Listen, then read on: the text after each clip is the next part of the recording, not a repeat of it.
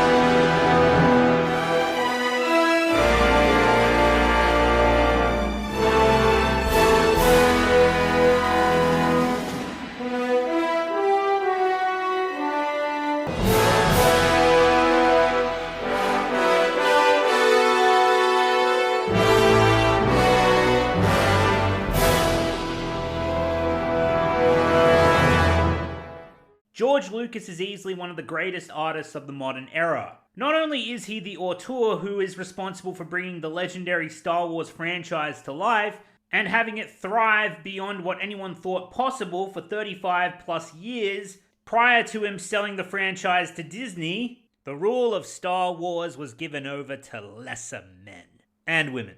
But in addition to being one of humanity's greatest artists, George Lucas is also responsible for helping to usher in what many consider to be the golden age of cinema alongside his friends and colleagues such as Martin Scorsese, Ridley Scott, Steven Spielberg, and his mentor Francis Ford Coppola. Not only did George Lucas actively contribute to this by being a pioneer and innovator with his own work in helping to move technology and filmmaking forward by at least several decades through the creation of the 6 Star Wars films. And yes, make no mistake, it's 6 canonical Star Wars films. Yeah, that's right, blow me Disnoids and baby boomers. Each one of George Lucas's movies pushed and broke the limits of what was considered possible in filmmaking, which paved the way for newer generation artists to take full advantage of in the late 20th and early 21st century eras of filmmaking. Not only that, but also George Lucas, through his companies, also produced and facilitated several other productions like the much-beloved Clone Wars series, the Young Indiana Jones television series, as well as the iconic Indiana Jones films, to name but a few. And through his companies like ILM and Skywalker Sound has left a fingerprint on dozens upon dozens, if not hundreds of films, many of which are considered to be classics and would not have achieved the standard of quality they are credited with. One such example, and certainly not the least, being Jurassic Park, for instance, where George Lucas himself was given a very special thank you by name for helping to make that film happen. And we haven't even discussed the fact that George Lucas was instrumental in the creation of Pixar and thus everything that would eventually follow from the advent of that legendary animation studio. Point is, George Lucas is unquestionably one of the most important, influential, and successful individuals in the history of the entertainment business, if not the most important. He is a living legend who is rightfully beloved by millions, if not billions, of people for a myriad of different reasons, but of course he is most notable as being the genius independent filmmaker behind the Star Wars saga that has defined multiple generations. However, speaking of multiple generations and the generational gap, despite all of George Lucas's many accolades and accomplishments, and for reasons I still to this day struggle to fathom, there is a collective, albeit a dwindling collective, of individuals who have been absolutely committed, and somehow not to an asylum, through an agenda of borderlining on the pathological levels of pettiness, anger, and greed, that are hell-bent on trying to run George Lucas, his reputation, and his Star Wars films into the ground.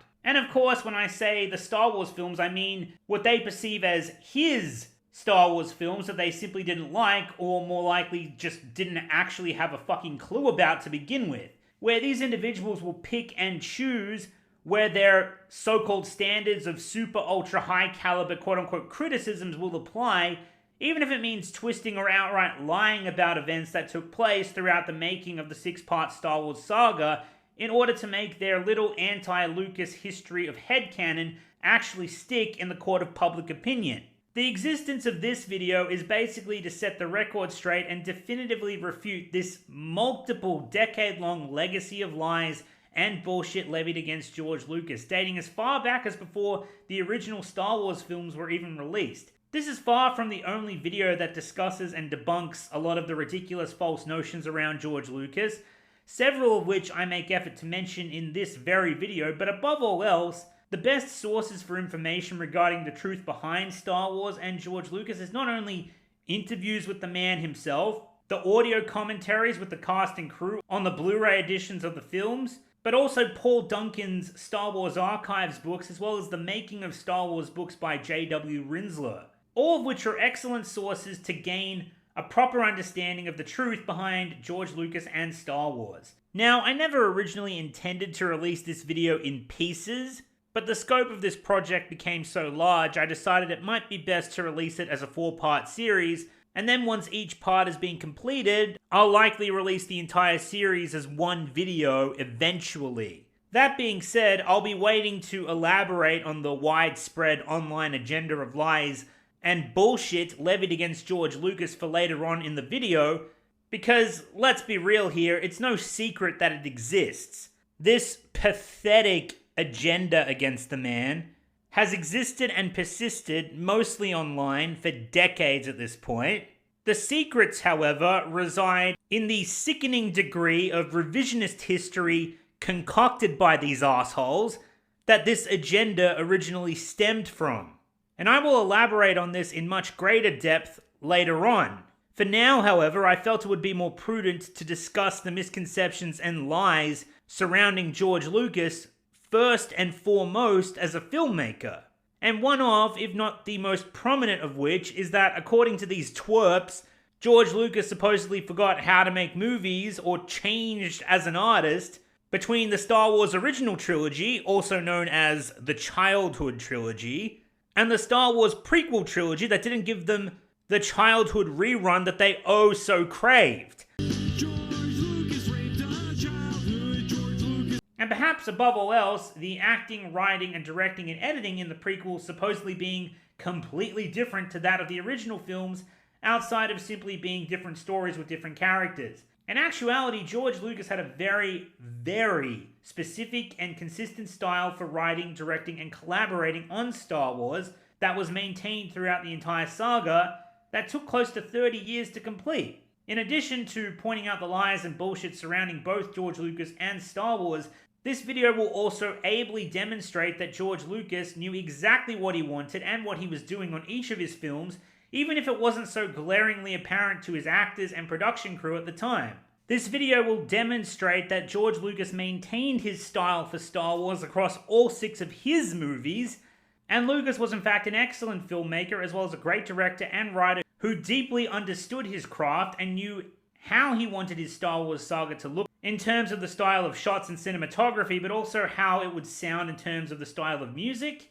But above all else, we'll also address the wealth of ignorant and or straight up malicious opinions from certain individuals on his abilities as a filmmaker, especially the ridiculous weak source arguments about Lucas supposedly not knowing how to direct his actors and write scripts for his movies, and will demonstrate beyond a shadow of a doubt to anyone truly honest with themselves that George Lucas is in fact a great director and dialogue writer as well. So let's get started with the first part of this video that's going to discuss at length what exactly is the style of Star Wars, how it was maintained, and what makes it so great. Starting with the dialogue. When it comes to writing dialogue, this is arguably the most challenging aspect when it comes to the art form of writing. Whether it's writing a novel, comic, or movie script, the art of writing dialogue, while it may come more naturally to a select few exceptional individuals, it's proven to be an arduous task for 99% of artists out there who seek to bring their ideas to life through pen and paper. However, one of the biggest challenges of writing dialogue is writing it in a way that feels quote-unquote natural. The problem is certain audience members seem to conflate the term natural with conventional,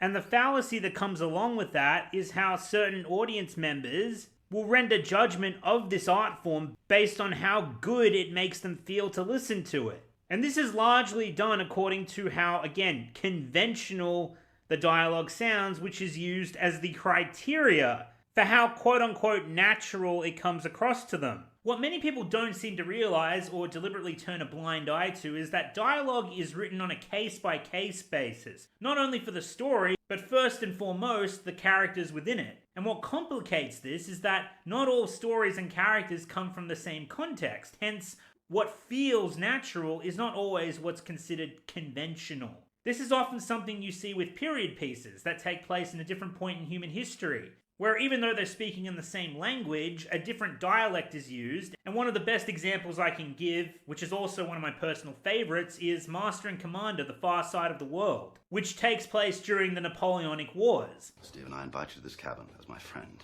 not to criticize nor to comment on my command. Well, shall I leave you until you're in a more harmonious frame of mind? What would you have me do, Stephen? Tip the ship's grog over the side. Stop their grog. Nagel was drunk when he insulted Holland. Did you know that? Stop 200 years of privilege and tradition. I'd rather have them 3 sheets to the wind on occasion than have a mutiny on my hands. You see, I'm rather understanding of mutinies. Men pressed from their homes, their chosen occupations, confined for months aboard a wooden prison. Stephen, I profoundly respect your right to disagree with me here in this cabin, but I can only afford one rebel on this ship. Now, Jack and Stephen are best friends, but they are also polar opposites in not only personality, but philosophy as well. One is a military man who believes in order and duty, whatever the cost. The other is a naturalist and an anti-authoritarian who is far more lenient with his approach to governance. Do you not see it? The only things that keep this little wooden world together are hard work, discipline. Jack, the man failed to salute. For God's sake, Stephen, there's hierarchies even in nature, as you've often said yourself. There is no disdain in nature. There is no humiliation. Men must be governed. Often not wisely, I will grant you, but they must be governed nonetheless. That's the excuse of every tyrant in history, from Nero to Bonaparte. And I, for one, am opposed to authority. Your opposition is not my concern. Misery and oppression. You've come to the wrong shop for anarchy, brother. The two have an excellent character dynamic, but the dialogue is specifically written for how these characters would have spoken for their time, and is worded as such because that's exactly what it was aiming for. Well, that, as well as adhering to the language used in the Aubrey Maturin novel series that the film was adapting.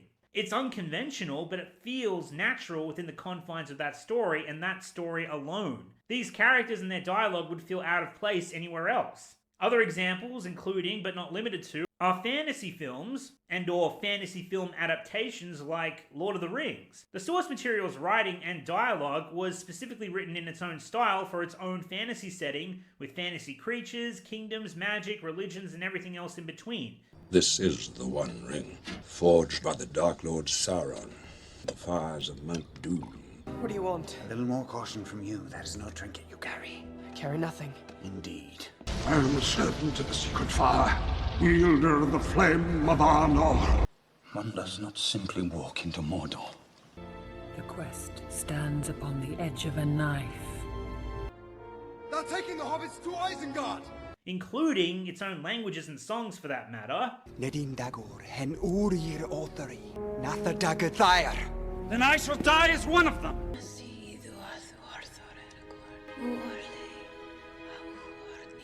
The dialogue for the film adaptation is specifically written to accommodate this, in a manner that is faithful, if not completely verbatim, to the source. Because that's precisely what Peter Jackson's Lord of the Rings was aiming for. With that said, the dialogue in The Lord of the Rings isn't conventional by any stretch of the imagination, but it feels natural within the confines of that story and that story alone. These characters and their dialogue would feel out of place anywhere else. Hell, what other example should we tackle next? The comic book film genre? Yes, indeed. Case in point, the Sam Raimi Spider-Man films, which were specifically written to replicate a style of dialogue that's present within Spider-Man comic books, because that was the source material and style that the films were adapting. Ergo, the dialogue and style tends to be more melodramatic and cheesy in both how it's written and how it's delivered. What about my generous proposal? Are you in or are you out? Set him down, tough guy. Speak of the devil. It's you who's out, Gobby. Out of your mind. Wrong answer. Hey, kiddo, let Mom and Dad talk for a minute, will you? Oh, great. We'll meet again, Spider-Man! Spider-Man is a quippy smartass whose dialogue is largely cheesy one-liners, and the Green Goblin is a maniacal, over-the-top bad guy whose dialogue is largely also cheesy one-liners, because that's precisely what the dialogue was aiming for. Is it conventional?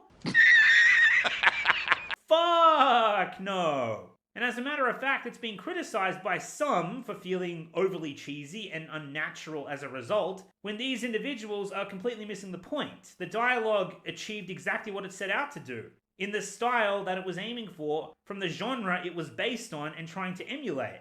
It was completely true to the character, hence the dialogue was, by any objective standard, well executed. Well executed dialogue doesn't necessarily mean how good it makes you feel listening to it. As I said, that is a fallacy, because feeling is a subjective metric that can change from person to person. The other common fallacy that's conflated with well-executed dialogue is the, quote, well, this isn't how real people talk, pseudo-intellectual mentality that some people choose to approach the art form of dialogue with. What is real? How do you define real? I'm not saying these things don't sometimes go hand in hand with one another, but they are not the defining traits of what makes dialogue well executed. They are simply byproducts. By any objective standard, well executed dialogue depends on how well the dialogue fits the genre, the tone, the story, and especially the characters on a case-by-case basis. It's internally consistent, ergo not conventional, but natural within its own confines.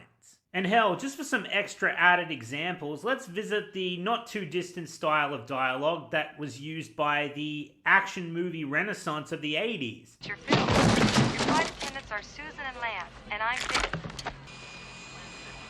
And do me a favor. Don't disturb my friend. He's dead tired. I'll blow this whole place up! Go ahead.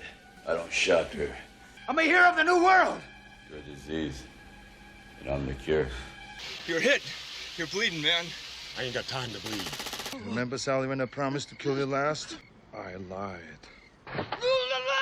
What'd you do with Sully? I let him go. Knock, knock. Knock, knock. Stick around. I think what you need is a little iron in your diet. Let off some steam, Bennett. Glad you could drop in. You like jewelry? Because the Green Beret's gonna kick your big ass.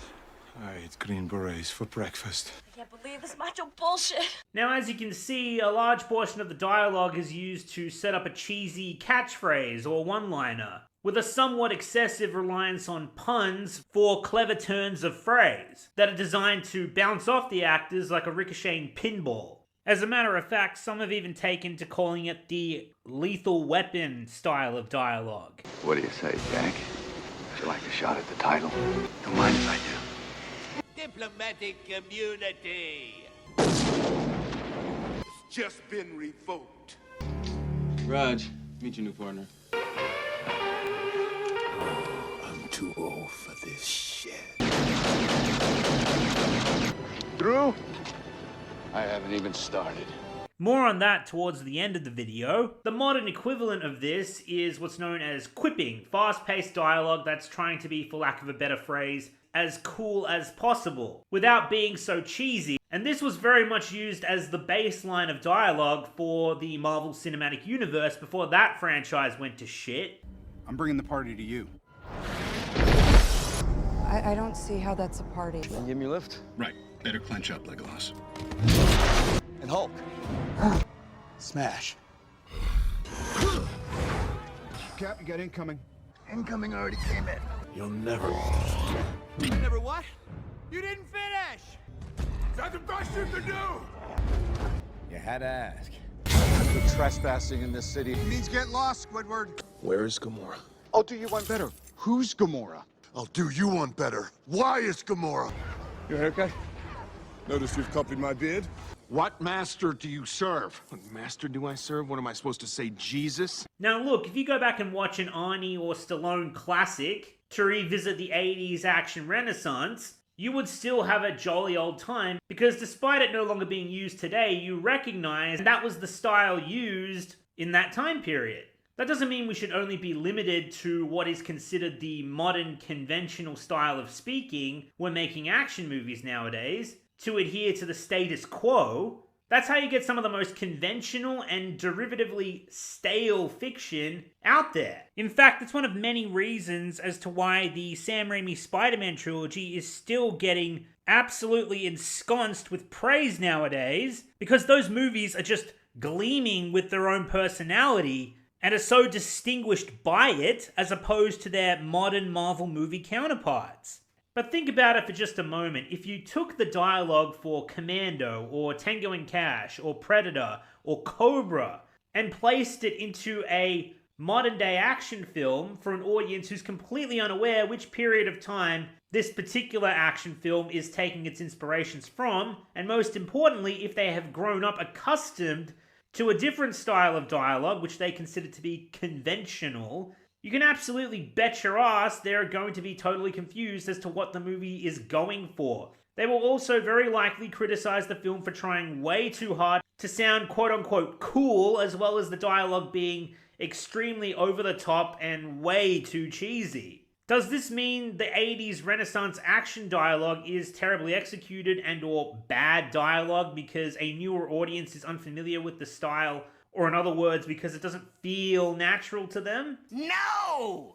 Absolutely not. Does this mean you cannot make a modern-day action film with dialogue that's inspired by the 80s action genre and style? Of course it doesn't. That would be ridiculous. An individual's narrow frame of reference and or those who are narrow-minded should never hinder an artist from making art based on and or stylized from their inspirations. And while it may come across as unconventional to some, but if the style is true to the story, the tone, and the characters within it, it will be internally consistent and therefore natural within its own confines. And the audience, depending on their taste and their willingness to perceive the art in good faith, will both enjoy it and understand that. The best and most memorable written works of art in human history are distinguished by creators who have a clear, consistent style which they have made their own and native to their work of art. Even if it isn't conventional, or isn't, again, quote-unquote, how real people in the modern day talk to each other, and if you're still unconvinced, why don't we travel back in time a few centuries and talk about a timeless style of dialogue that is still being used to teach people about English literature to this very day? Good old Billy Shakespeare. His style of dialogue is centuries old, sounds absolutely batshit when compared to what is considered conventional and or natural in today's entertainment, and especially if the individual who is indulging it once again possesses a very narrow frame of reference outside of conventional action and or Marvel films, for instance. My gentle Puck, take this transformed scalp from off the head of this Athenian, so that he, awaking when the other do, may all to Athens back again repair, and think no more of this night's accidents, but as the fierce vexation of a dream. Oh, speak again, bright angel. Oh, Romeo, Romeo, wherefore art thou Romeo? Deny thy father, and refuse thy name. or if thou wilt not. 'Tis but thy name that is my enemy. Thou art thyself, though not a Montague. But within its own confines, the dialogue has arguably the most elegant flow in fiction and sounds perfectly natural in a Shakespeare story. If someone tried adapting that style for their own art, those same individuals who are completely unfamiliar with Shakespeare would again likely raise some criticisms for quote-unquote unnatural dialogue, when what they mean is that it's not conventional, ergo it must be terrible. Once again, an artist should never have to compromise for an individual's lack of reference, because for anyone who knows the style being used was heavily inspired by Shakespeare from centuries ago, they will understand the intent behind the dialogue and why it works. If Shakespeare is proof of anything, it's that while conventionalities may change, the art itself is a constant, particularly the writing and dialogue aspect of it. Shakespeare had a style, and that style is timeless because it was developed and kept for William Shakespeare's stories and characters first and foremost in mind. That's why the dialogue will feel natural for anyone watching A Midsummer Night's Dream or Romeo and Juliet. If they do so in good faith, they know what they are seeing and hearing is not conventional to the modern day status quo, nor is it trying to be. Any respective piece of art that requires the writing of dialogue can have its own style that's inspired by the likes of Shakespeare, comic books, old westerns, film noir, etc., etc., etc. If we're supposed to make art under this moronic notion that it must adhere to the status quo of the modern day conventionalities in order to be deemed of high quality or held in high esteem, then we as a culture have a very serious problem on our hands. Because that's not how art is meant to work. Art is taking your inspirations, whatever they may be, wherever they may be from, tossing them into the blender that is your imagination and creating something that entertains an audience. How the art goes about doing this should never be compromised for the sake of adhering to the status quo because the marketplace demands it. That decision should always be left to the artist, and rightfully so. And that finally brings me to Star Wars and how and why the dialogue, which has been heavily criticized, is written the way that it is and why it works. Star Wars is a space fantasy, and it takes place in a long time ago, in a galaxy far, far away, and it's a modern envisioning of 1930s action-adventure serials and pulps, which were essentially live-action comic book strips. The style that I picked to tell them in is a style of a 1930s, Saturday matinee serial. So the acting style, the sets, everything in these are sort of done in the 30s, in the genre of movies in the 1930s. And this one, it gets a little film noir. We have a little bit of a, mystery and that sort of thing. But it's all done in that sort of era. This whole aspect of the film, which is the mystery, is based really on a 1940s, film noir mystery, Maltese Falcon, all the great mystery movies of the 30s and 40s is the influence here. I wanted to have that kind of quality of one of those great Raymond Chandler mysteries. You got to remember that this whole series of films is based on a 30s genre, on a serial. The acting style is very much from the 30s. Conceptually, it's using the influence and the inspiration of the 30s films as its basis. Revolutionists? We, a handful of honest citizens who are fighting to save the world from Kane and his super racketeers? Evacuate? In our moment of triumph, I think you overestimate their chances. Will you please stop worrying, Dale? But I can't help it. I'm the one who should do the worrying. Oh, I know, Flash, but... Now listen. I don't trust Lando. He is my friend. Besides, he'll soon be gone. Then you're as good as gone, aren't you? You have all read the treaty which our good friend Prince Talon has brought from our sister planet Saturn. It pleases me. 10,000 more systems will rally to our cause with your support, gentlemen. Well, I sort of figured that wherever you went, that Will and I could go. Now listen, kid, you don't be like that. I would take you if I could. You would? Sure I would. Just like new, Dak. How about you? Right now, I feel I can take on the whole empire myself. I know what you mean. Harry, darling, you do understand why I did it, why I had to do it. That girl wasn't for you. You, at your age, marrying some young girl from who knows where, what family, what background, you wouldn't have been happy. You know that now. Harry, you know that everything I did for you, everything that I've always done for you has been for the best, hasn't it? You'll never have to do anything for me again. Come away with me. Help me raise our child. Leave everything else behind while we still can. We don't have to run away anymore. Back to those most common mid-wit misconceptions of what constitutes bad dialogue. One of the holy grails of their quote-unquote criticism levied against Star Wars as a whole is the supposed lacking, or more specifically, George Lucas's supposed inability to write quote-unquote natural dialogue. Because how the dialogue sounds in Star Wars isn't how quote-unquote real people talk. What is real?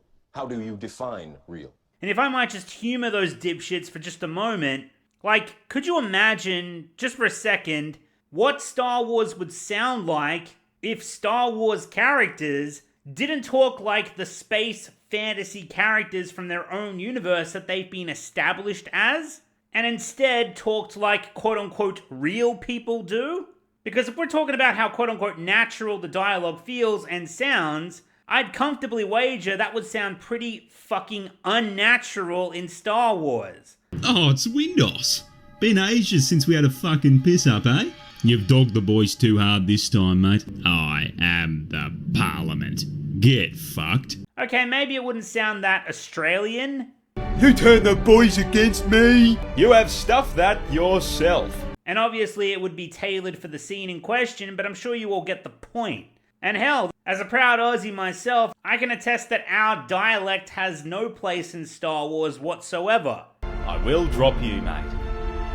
That being said, just because these are space fantasy characters, that doesn't mean they're meant to sound completely alien and or otherworldly either. There's still some tangible familiarity that keeps all of these characters connected to the audience. This character talks like a politician. This character talks like a politician. This character talks like a military leader. This character talks like a wise sage. This character talks like a wise sage. This character talks like pampered royalty. This character talks like a whiny teenager. This character talks like a whiny teenager. This character talks like an optimistic child. This character talks like a cunning villain.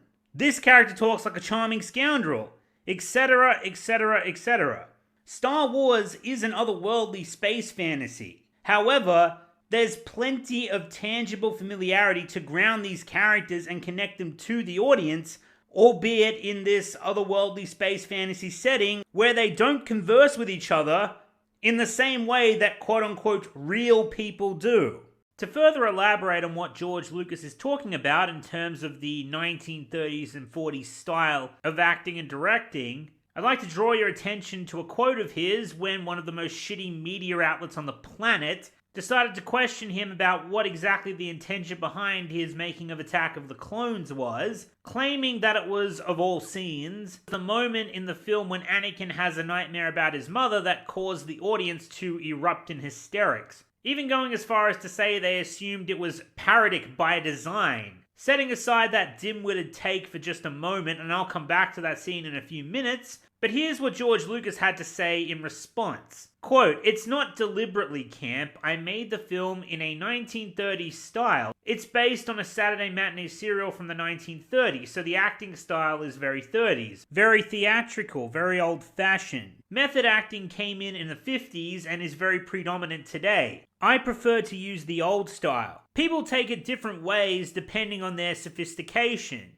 What's hilarious about this interview isn't so much Lucas's response, but it's the weapons-grade projection this dumb shit journalist directs at Lucas about being quote-unquote defensive, when if you give the article a read, you can just taste the bitterness all over the place as she's taken aback that Lucas would dare refer to the oh-so-prestigious film critics, such as herself, as unsophisticated, which, make no mistake, they are, which Lucas was happy enough to point out years in advance, prior to this interview. Most criticism, when it comes to movies, there's technical criticism, which is extremely helpful, but you're only going to really get that from your peers. I've discovered that most critics themselves are cinematically illiterate. They don't really know much about movies. They don't know the history, they don't know the technology, they don't know anything. So for them to try to analyze it, they're lost. But then, of course, you have journalist critics, which are even worse, and not to mention this empty-headed bitch and her colleagues work for the fucking Guardian. I've come across people that have no imaginations at all, and it's a very interesting... They become journalists. However, this remark George Lucas made about being quote-unquote unsophisticated, according to this journalist, isn't as derogatory as this absolute dimbo seems to be projecting onto him. Okay, so she's not overly sophisticated. Sophisticated? She's 2 marbles rolling around in a tin can. And this is proven by the fact that Lucas's response to her is nothing he hasn't really said before. I'll come back to that in just a few moments, but in this particular instance, Lucas didn't say people don't get Star Wars or its style because they are quote-unquote unsophisticated, despite the fact that for some critics anyway, that is undeniably true. But what George Lucas was actually saying is people take it in different ways depending on how much worldly experience and frame of reference they have with cinema. But that doesn't exclusively mean individuals who are unsophisticated when it comes to movies. To demonstrate this point, let's dial it back a couple of years to an interview that predates this one with Empire magazine in 1999, shortly after The Phantom Menace was released. In response to a question asking how Lucas reacted to some of the criticisms of supposed poor acting performances in Episode 1, and George Lucas had this to say. The acting in Star Wars movies is a throwback to an earlier time, the 30s and 40s, and more theatrical acting than method and realism. When you get away from that convention, a lot of people don't understand it anymore. They're used to a more affected kind of style. People who aren't academically oriented, like kids, they don't know any of that, and they just take it for what it is and they think it's great. Now, not only can I personally attest to that statement, given the fact that I myself was a child when The Phantom Menace was released, but the reason I chose to show the interviews in this particular order is to show that this isn't an off-the-cuff, quote-unquote, defensive rebuttal to the butthurt journalist, because she was, quote, unsophisticated, though I can certainly understand Lucas for likely feeling annoyed for having to deal with morons that are just looking to stir him up for a juicy headline. But Lucas was just repeating what he has always said about the style he chose to portray Star Wars in. And once again referring to the interview from 1999, in simple terms, what Lucas is saying returns to my earlier point about the audience perceiving how quote-unquote natural a movie feels often gets conflated with how conventional it is being and how much it adheres to the status quo, when Star Wars has never opted for that, and has only ever used a style that has been consistent with itself, that's just very old-fashioned. And hell, it was even considered a very old-fashioned movie when the original movie came out in 1977, as you will soon see. When George Lucas is talking about an audience's perception of the style being based on their sophistication, he means how much they have been conditioned to accept and expect the conventional style of the modern day, as opposed to the very deliberate style that he used to make the franchise, which was inspired by cinematic genres that he grew up watching in his youth. He even uses the example of the primary audience demographic, meaning young children, and how they don't know enough about the conventionalities of modern cinema. Hence, the style of Star Wars doesn't come across as anything divorced from the status quo because they don't know what the status quo actually is. They are unsophisticated, but they take to it well and enjoy it, as was the case in 1977, as well as other audience age demographics, though there is certainly a portion of fans from that same younger demographic, now older of course, that insist something changed along the way, which is why they can still justify loving the earlier Lucas Star Wars movies, but not the newer ones, when, while everyone is entitled to their likes and dislikes, of course, that is complete horseshit, and in actuality, the style itself was maintained since the very beginning. I haven't changed much over the years. It's funny, if you were to see all the films, you begin to see that there's a certain continuity of eccentric taste that flies through those movies. But it was in fact they who were the ones that had changed. Their tastes had changed to something more mature. Their sophistication with movies had broadened to the point where they were accustomed to seeing a very particular style of acting and dialogue, which to them became the status quo. And they just forgot, or pretend to forget, what kind of movies these have always been. And I will heavily elaborate on this point as the video progresses, but just to be clear, you don't have to be a film historian to understand the simple fact that Star Wars has a style that it's adhering to, and if that wasn't the case, then Star Wars never would have reached the heights that it did in popularity, because it would have left more people scratching their heads instead of audiences being lost in their awe and excitement, as we know millions were. However, on the other hand, when it comes to a simple minority of bad faith audience members, meaning pseudo-intellectual critics and especially journalist critics, most of which only pretend to be experts in the craft who are just looking to print a clickbait headline and walk into Star Wars without any real interest in the art, and who are just expecting Terminator or Die Hard or just a conventional-ass action popcorn movie cut from the more modern crop because they have a very narrow frame of reference, or hell, some who possibly haven't even seen a Star Wars film before. Yes, they are likely to find the style of acting and dialogue bizarre and or quote-unquote unnatural. When again, what they really mean is unconventional. But to be clear, these people and their blatant stupidity and ignorance is absolutely on them and not the films, because they are the ones claiming to be the experts. I've discovered that most critics themselves are cinematically illiterate. They don't really know much about movies. They don't know the history. They don't know the technology. They don't know anything.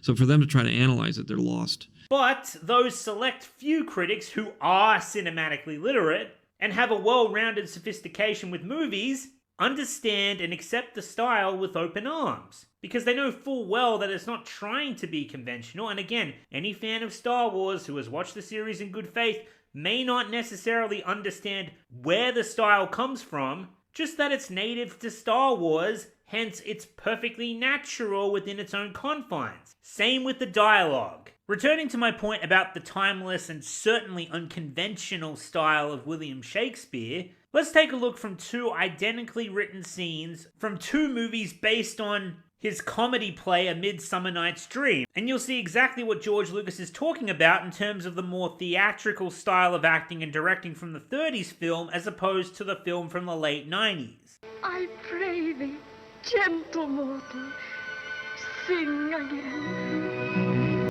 Mine ear is much enamored of thy note, and so is mine eye, enthralled by thy shape, and thy fair manliness and grace doth move me on the first view to say, to swear, I love thee.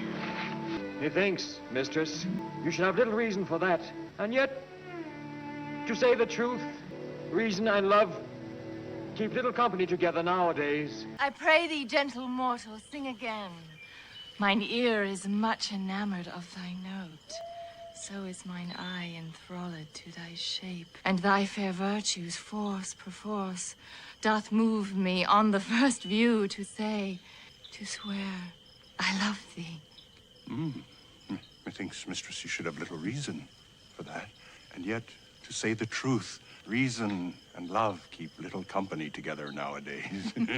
The dialogue in both scenes is identical, but the acting in the 30s version is far more pronounced and deliberately over the top, hence the more theatrical style of acting and dialogue delivery. And that's a tangible example for the very deliberate design choice by Lucas for how he wanted Star Wars to be portrayed. For a further reference, let's take a look at the version of Romeo and Juliet from the 60s and compare a scene with identical dialogue to that of the Romeo and Juliet film from the 90s.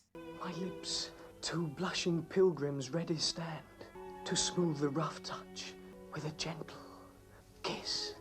Good pilgrim, you do wrong your hand too much, which mannerly devotion shows in this. For saints have hands that pilgrims' hands do touch.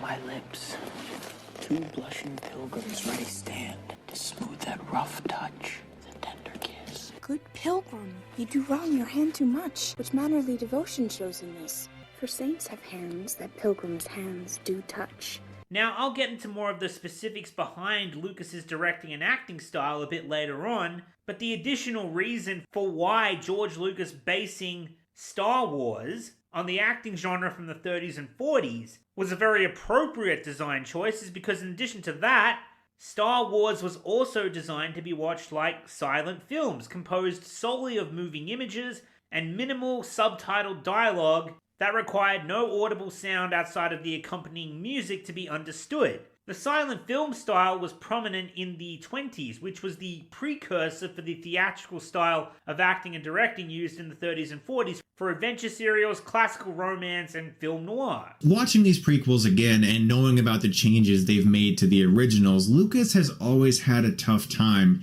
conveying emotion through his characters without just having them say what they feel.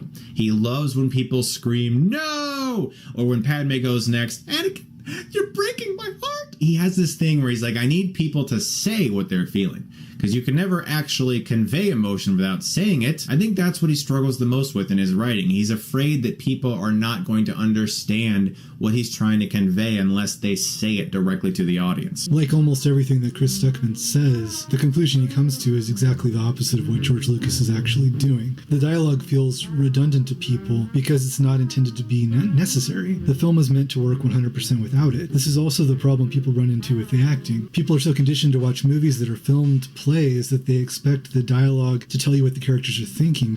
But in Star Wars, the scenes are edited carefully so that everything you need to know about the characters is there in their facial expressions, their body language, and the other visual information about them with which you're presented. Take a scene where you think the acting is like overdone and watch it in a language you don't speak, and you'll see that everything you need to know about the characters is there in how they're moving, in their facial expressions. And for the amount of information you're being given this way, it's actually done really subtly and it's not overdone at all. Je n'aime pas le sable. Il est grossier, agressif, irritant. Il s'insinue partout. Even in a scene where you might think that the content of the dialogue is extremely important, you'll find that the emotional content of the scene is exactly the same without it. Non, je suis ton père.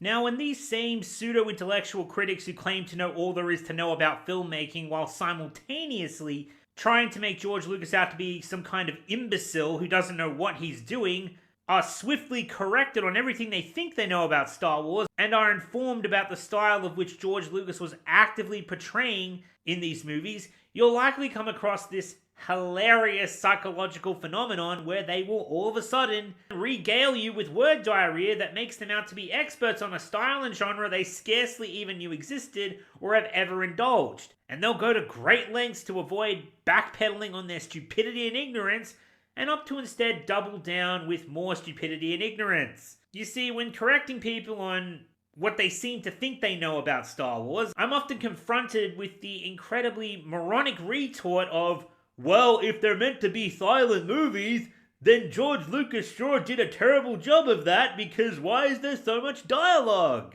When these absolute dimwits still continue to miss the point. Just to clarify what it means when George Lucas says Star Wars was made to be like silent films, it doesn't mean the films are meant to have no dialogue whatsoever. It just means the visuals and music are meant to take center stage, and the dialogue is basically there to connect the dots. It's written to give you as much information with as little as possible to complement the visuals. I promise you it's no coincidence I opened the video showcasing classic scenes from The Godfather and A Few Good Men. Those films are almost entirely driven by exquisitely written heavy dialogue. That's why you get so many densely worded conversations and extensive monologue sequences, such as, for instance, Michael Corleone's plan to get even with Sollozzo in the first Godfather movie. They want to have a meeting with me, right? It will be me, Klusky, and Sollozzo. Let's set the meeting. They're going to search me when I first meet them, right? But if Clemenza can figure a way to have a weapon planted there for me, then I'll kill them both. Or for another example, outside of Colonel Jessup's iconic monologue from the courtroom scene, You can't handle the truth! You get Daniel Kaffee's drunken meltdown when he's lamenting the likelihood of them losing the legal battle, which the entire movie is built around. No problem. We get it from him. Colonel Jessup, isn't it true that you ordered the code red on Santiago? What do we have for the losers, Judge? That's right. It's a court-martial. Yes, Johnny. Lieutenant Kaffee will have a long and prosperous career, or should we not?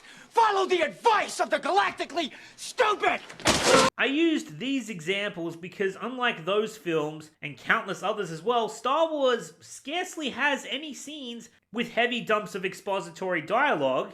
I'll come back to that point about the exposition in Star Wars very soon, and more specifically, Star Wars scarcely has any extensive character monologuing.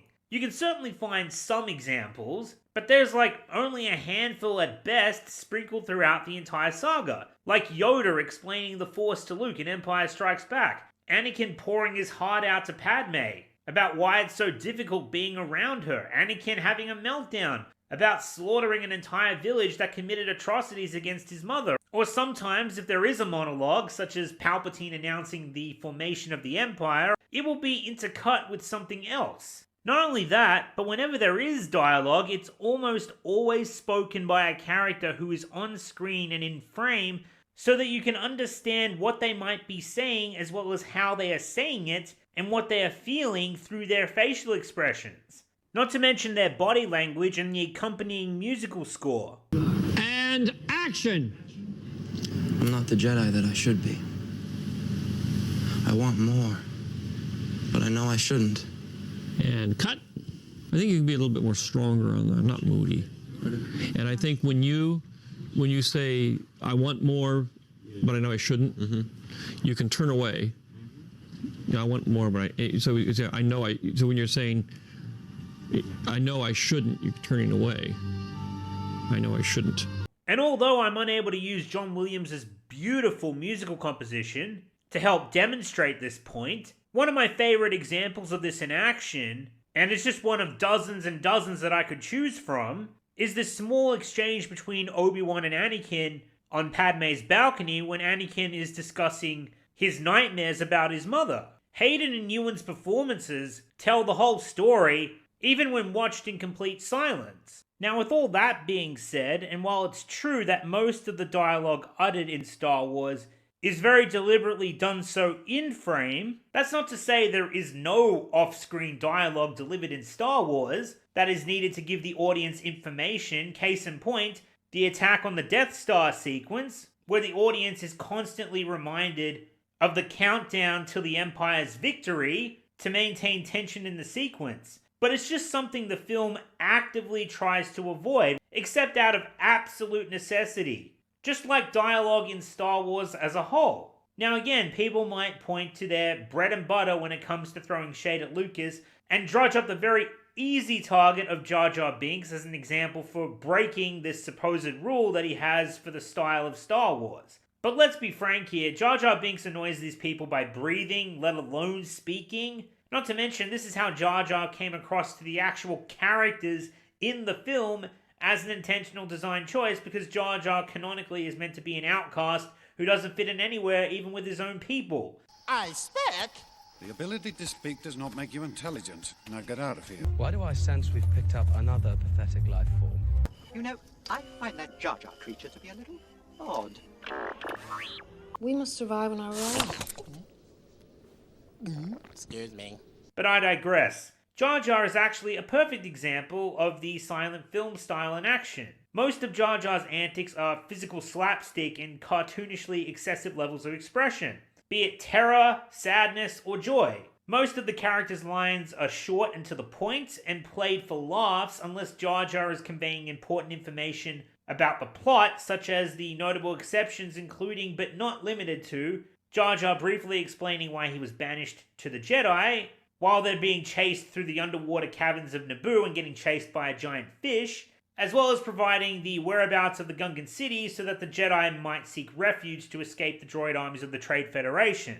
And not to mention, George Lucas himself has said on numerous occasions that much of his inspirations for the scenes, including Jar Jar, were based on Buster Keaton films from the 1920s, which were, you guessed it, silent films, and yes, you also guessed it, they also had dialogue.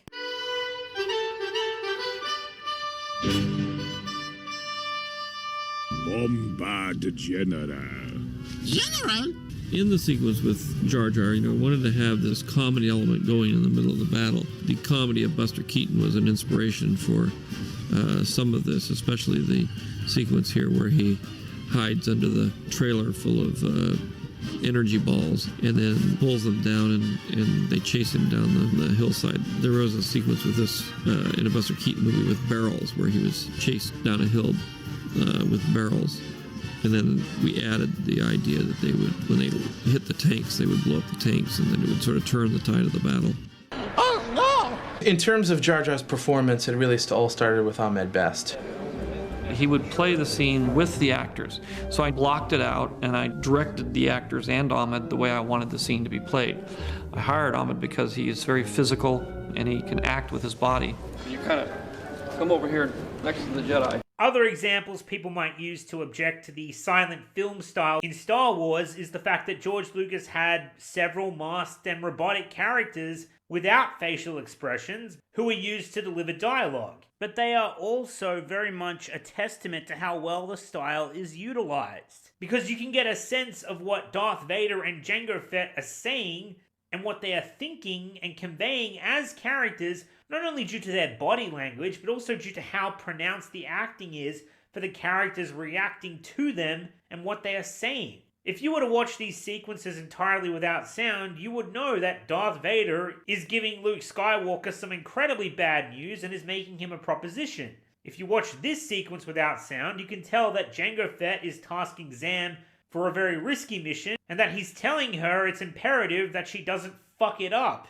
And then finally we come to the droid characters, who George Lucas put so much into characterizing, despite being what he refers to as the lowliest characters, yet the entirety of Episode 4 is told from their point of view. And still, you can watch 3PO and R2's camaraderie and get a sense of their character dynamic entirely without sound or dialogue. And if nothing else, R2-D2 especially has always been arguably George's greatest visual character achievement, because it's a droid with absolutely no dialogue, no facial expression, or even any extended limbs to assist with body language. It's just a turning head and artificial beeps and sound effects. But you can still get a sense of R2-D2 being a cheeky bastard due to the character's physical actions and choices. And all of this is a result of the silent film style George intended for Star Wars. Finally, some may point to George Lucas's changes to the films in the later editions that he decided to release, as if they were some sort of contradiction to the style,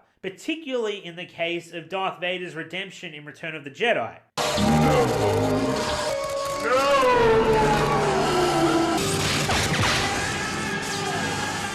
See, many people prefer the scene in its original form where Vader remains silent when he kills the Emperor, because it was a scene that worked perfectly without the use of any quote-unquote pointless dialogue that was added later.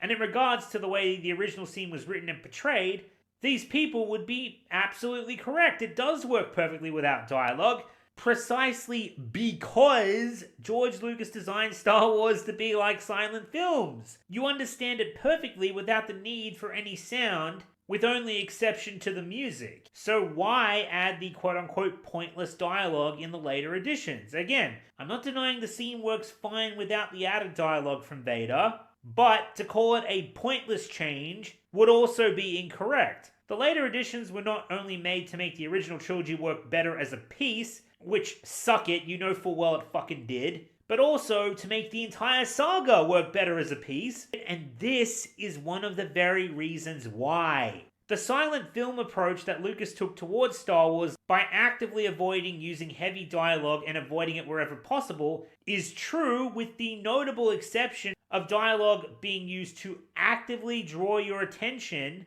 to something very specific. But we have a fairly stringent stylistic design to these things, so they all work exactly the same.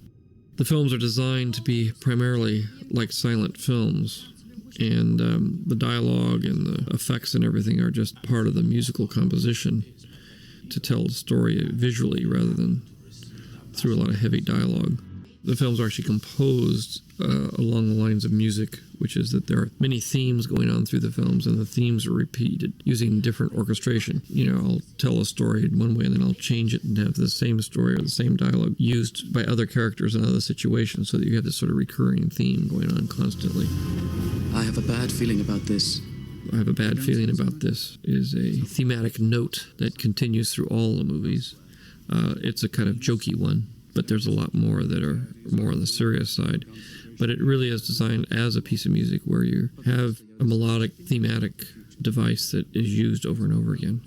I got a bad feeling about this. I've got a bad feeling about this. Oh, I have a bad feeling about this. I have a bad feeling about this. I have a bad feeling about this. I have a really bad feeling about this. Since George Lucas is actively treating certain phrases of dialogue as if they were notes or lyrics to a song, much like the chorus of any song, you'll hear the same music or lyrics multiple times, but in a different tone and or context to how they were played before, based on which direction the song goes. And Star Wars uses this quotation device with both its visuals and its dialogue to both foreshadow and call back to specific moments throughout the saga, since it's meant to work as a piece. Granted, some people just hate the idea of their precious Darth Vader from their childhood saying anything that can be even remotely construed as campy, despite the fact that when he does, not only is it very purposeful and appropriate for the scene in question, but also completely consistent with the kind of dialogue used by other characters in Star Wars.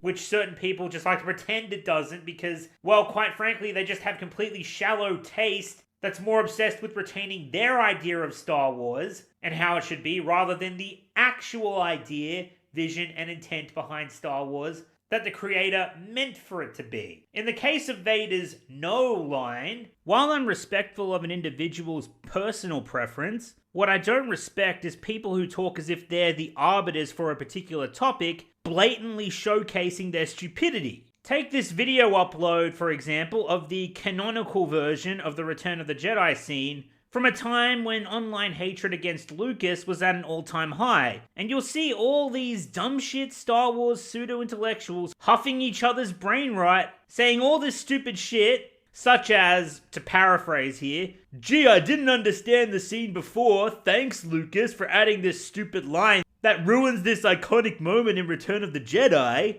Stupid.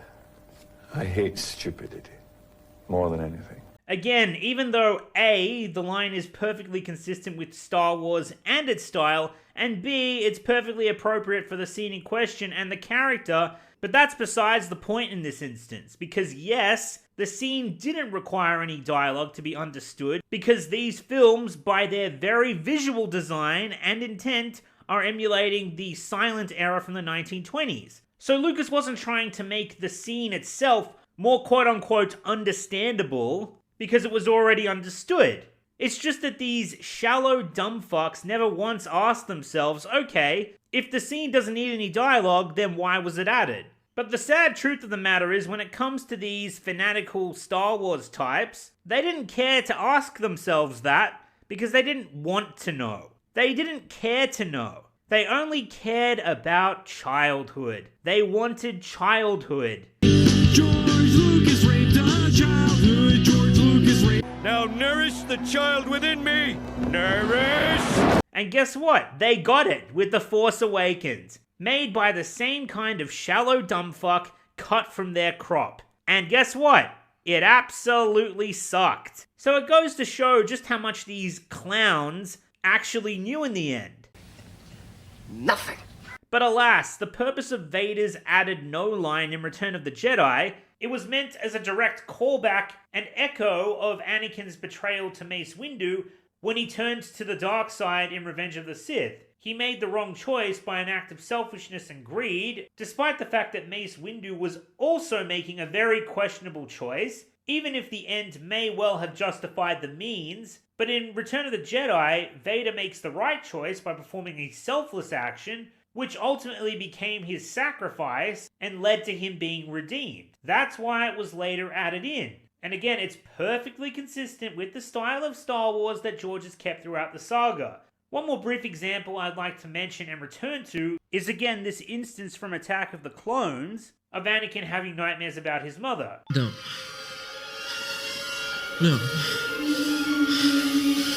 Now, given all that we've discussed, and George Lucas explained why the scene was performed and filmed the way that it was, to the supposed hysterics of brain-dead journalist critics, if you watch the scene without dialogue, you can understand exactly what's happening with Anakin's character. However, George added in some off-screen dialogue of Anakin's mother crying out in pain with the Blu-ray edition of Attack of the Clones.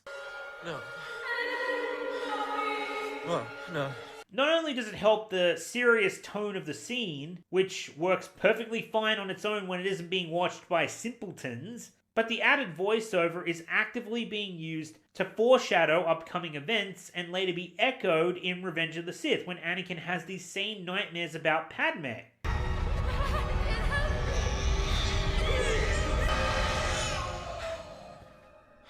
Yes, indeed, dialogue was added with later releases of the movies, but it was done for a very specific purpose, which falls into the musical idea behind the dialogue that's being used to simply complement the visuals, including the older style of acting and the film score that are the primary source of storytelling, as is the style of Star Wars that George Lucas implemented by design that is consistent throughout all 6 of the Star Wars films. Before we move on to the next section of the video, there's one last thing about the silent film design aspect of the style that I've neglected to cover thus far, which is the need for expository dialogue in Star Wars. People may cite this as some sort of contradiction because God forbid a space fantasy movie have any explaining to do that isn't to do with lightsabers.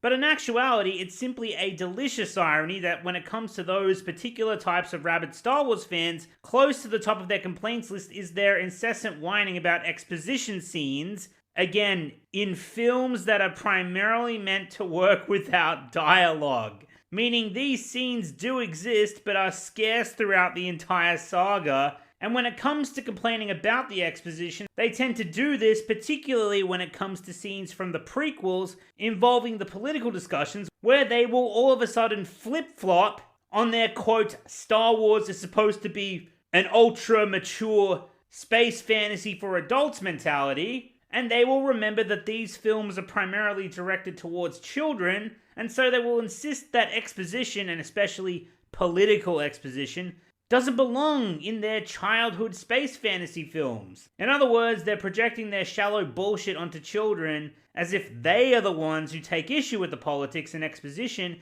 and not the older fans that just wanted a rerun of childhood. Not to mention the glaring hypocrisy where they'll pretend that the original trilogy didn't have any exposition of its own that was required. You've never heard of the Millennium Falcon?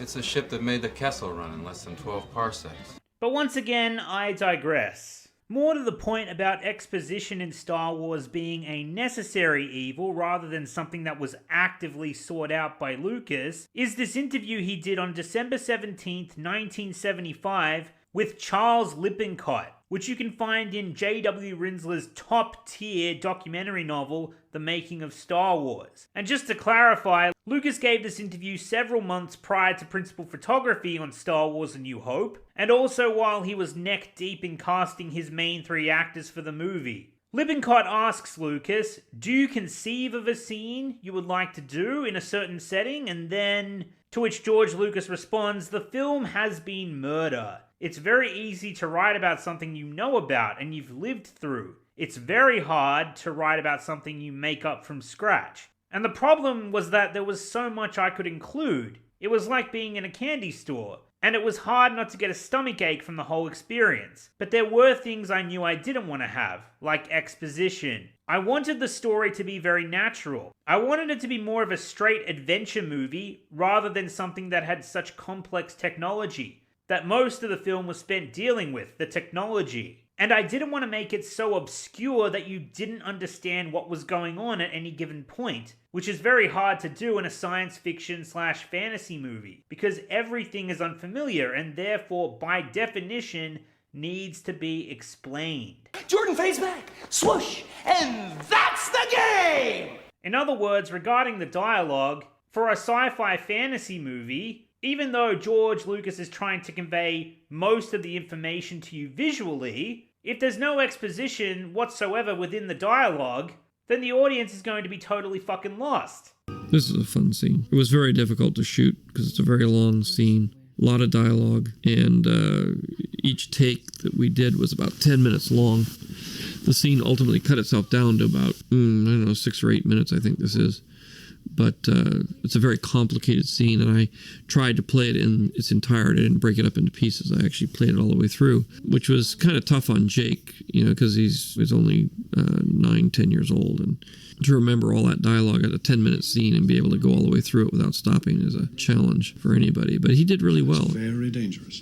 Dining room scenes, eating scenes are always a little tricky to shoot because of the screen direction and the fact that I've got them basically sitting around a table talking for 10 minutes. You're sort of worried that it's not going to play, especially in something that is, in essence, an action picture. This is nothing but a very long exposition scene.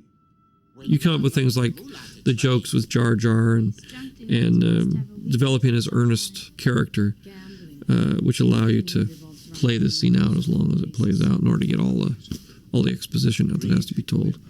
Almost every other word out of someone's mouth in this scene is a key expository story that needs to be told in order to understand what's going to happen next. There's a lot of mechanical things going on here.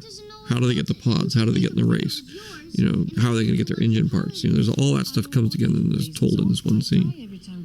You always have a scene like this in a movie. We call it the pointer scene. The classic one is in Indiana Jones when the government agents come and he explains what the Ark of the Covenant is. And he stands there with a pointer and he points to there, and this is how this happens. And they open the book and they look in the book. Well, unfortunately, it's a scene you always have to have in a movie. You have to stick it somewhere. Nobody wants to do it. It's hard to get through because you're afraid it's going to be boring. But it's absolutely essential in terms of telling the story. Magically enough, it's a scene that usually ends up being about a third of the way through the movie. About 30 to 40 minutes into it. Star Wars is a mastercraft of delivering information to the audience visually. For example, it doesn't need to be explained how pod races work. You can tell exactly how they function just by their visual design. Even though it has almost no basis in actual science, you can take one look at it and be like, yep, I get it. Credibility and realism, even in the most unrealistic situation, sort of create that sense of realism is very important to making the story work and making you feel like you're actually in the environment. It transports you and gives you the suspension of disbelief that you need in order to enjoy a movie. Kurosawa used to call it immaculate realism, which is to make it slightly off-kilter, slightly eccentric, like things are in real life. Even if it's a very predictable situation, give it that little funny edge that takes it away from that and makes it realistic. And I had to struggle very hard on the Star Wars films to make them appear to be realistic, even though they're totally fantasy. And they aren't science fiction, they're fantasy, so that they're not even based on scientific principle, yet you still believe that this could actually happen. The pod race is a very good example because, the physics of this are completely impossible. But by constructing it in a way with the power binders holding the engines together and the kind of things that we did, it appears that it could be possible, even though if you really studied it, it's not. But it has the appearance of reality. I always try to get a little element of the exotic into the movies in terms of you don't quite know what's going on. I'm going to explain everything in the case of pit crews and the power beams that hold them together and all these kind of things, binders. It's all worked out about what the rules are and how they work and everything, but we never explain it. We just sort of live by the rules we created. However, there are some concepts that are either too complex or simply just too obscure to be solely conveyed visually. For example, certain political discussions that take place throughout Star Wars. The regional governors now have direct control over their territories. Call for a vote of no confidence in Chancellor Valorum. He's been our strongest supporter. But probably the best example for when and why exposition is necessary within these movies is the concept of the Force and how it functions. The Force is what gives the Jedi his power. It's an energy field created by all living things. It binds the galaxy together. Life creates it, makes it grow. Luminous beings are we, not this crude matter. Midichlorians are a microscopic life form that resides within all living cells. Without the midichlorians, life could not exist, and we would have no knowledge of the Force. He could use the Force to influence the midichlorians to create life. Granted, there are many instances within Star Wars where it opts for a show don't tell for how the Force functions, but without exposition, you'd have no idea about the broader concept of what the Force is, how it works, and what it means. Now, with all that said, we've reached the end of part 1 of this video. We've discussed the style of Star Wars at length, along with all of its aspects, and I've provided accurate citations and references for each and every single one of my points. I know, right? I'm sure that's a rare occurrence for many of you who watch these types of videos, but hey, that's why it took so long to put together. You're welcome. However, on that note, we've come full circle back to my opening point about how quote-unquote natural dialogue often gets conflated with conventional dialogue, and is often judged based on how quote-unquote good it feels to listen to.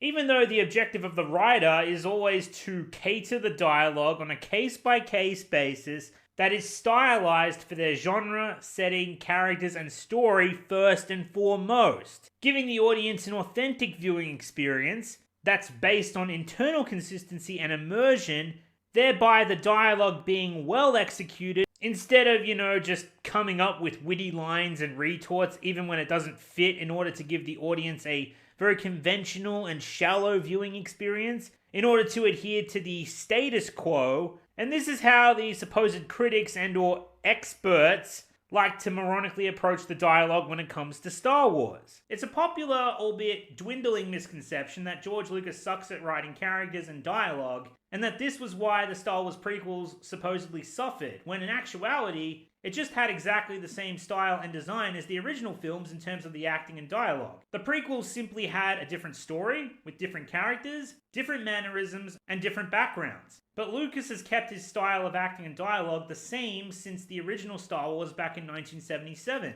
It's just that these same people like to move the goalpost and come up with ridiculous notions for why they love the dialogue in the original Star Wars movie, but not the prequels, because unlike the originals, George didn't have any quote-unquote collaborators to keep him in check like he did in the originals. Which is blatantly untrue, and I'll come back to that, but in a pathetic attempt to prove their stance on George's lack of writing capabilities to be correct on the matter, these individuals love to cite quotes from the original cast and crew who found it painful to work with George's dialogue on the original film. The narrative that's often pushed to reinforce this is that the cast on the original Star Wars film from 1977 thought the dialogue was complete trash. But that's very much an oversimplification and largely a misrepresentation of what actually happened because yes, initially, the cast were very turned off by what George had written. Although most of the time the actors were just humorously recounting events that happened on set. But detractors of Lucas love to misuse these quotes as ammunition in order to show that while they can't distance themselves from their bias towards the original films, which used the exact same dialogue and acting style as the prequels, those films that they cannot help but love from their childhood were supposedly given all of their timeless magic by other people who worked on them, in spite of Lucas and not because of him. Is there any truth to that? That's complete bullshit. Right. As I will ably demonstrate. But alas, we've reached the end of the first part of this video. We've discussed at length the style of Star Wars and how it was consistently maintained over the course of 30 plus years through all 6 of the canonical Star Wars films. In the next part, we will be discussing this very petulant agenda of the mainstream media, social influencers, and this particular collective of older generation degenerates, as well as their newer generation copycats who have largely pushed this agenda of lies and bullshit towards George Lucas, and how they've basically manipulated everything from as far back as even before the first Star Wars film was ever released in order to accomplish this. So I hope you enjoyed part 1 of this video, and I look forward to bringing you part 2 very soon, titled George Lucas versus the Media. Until then, take care of yourselves, thank you very much for watching, and bye for now.